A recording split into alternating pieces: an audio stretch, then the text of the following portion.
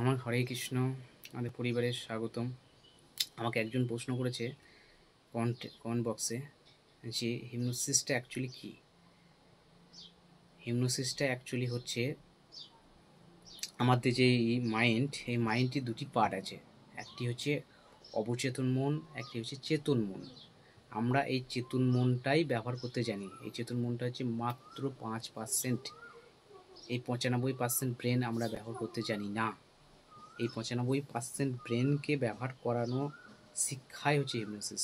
নিজেকে হিপনোসিস করে এই 95% ব্রেনে ঢুকে যাওয়া হয় এবং ওপরের বা অন্যের এই 95% ব্রেনের মধ্যে ঢুকে যাওয়াকেই হিপনোসিস বলে। এই যে চেতন মন আছে, এই চেতন মন উত্তর দিতে জানে। আমি কিছু প্রশ্ন করছি, সে উত্তর দিতে জানে।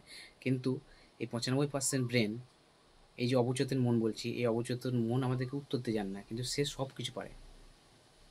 তো কাউকে হিপনোসিস করে বা কাউকে সম্মোহিত করে তার এই 95% অবচেতন মনের ভেতরে ঢুকে যাওয়া হয় এবং তাকে যে সলিউশন দেওয়া হয় সে সেটাই করতে বাধ্য হয় এবং সেটাই ধীরে ধীরে সে করতে আরম্ভ করে। কাউকে যদি মানি সমস্যা থাকে, কারো যদি মানি সমস্যা থাকে, তাকে মানি সমস্যা দূরীভূত করার জন্য সলিউশন দেওয়া হয়। হ্যাঁ, নিজেকে এটা করতে পারবে। নিজেও যদি কেউ করতে চাই, তার কারো যদি মানির সমস্যা থাকে, এটা থেকে দূরীভূত করা হবে। হ্যাঁ, অন্য যে কোনো সমস্যা তুড়ি মেরে ঠিক করে দেওয়া হয়। তো এটাই হচ্ছে হিপনোসিস।